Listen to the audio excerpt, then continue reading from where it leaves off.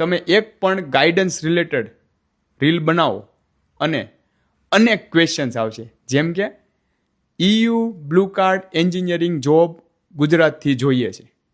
અરે ભાઈ, જર્મનીમાં જે લોકો રહે છે ને એને જોબ ફાઇન્ડ કરવી તકલીફ પડે છે. નથી મળતી એવું નથી, પણ તકલીફ પડે છે.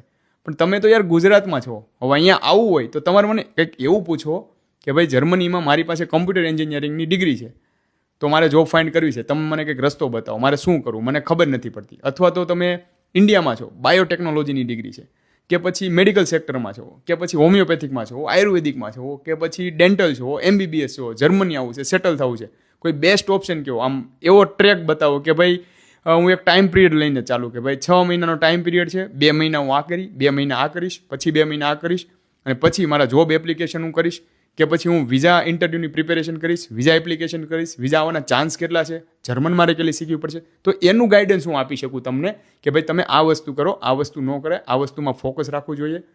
માટે ડાયરેક્ટ તમે કોઈ પણ એવા ક્વેશ્ચન્સ ન પૂછો, કોઈક એવા રિલેવન્ટ ક્વેશ્ચન પૂછો કે જેમાં હું તમને પ્રોપર ગાઈડ કરી શકું. Thank you.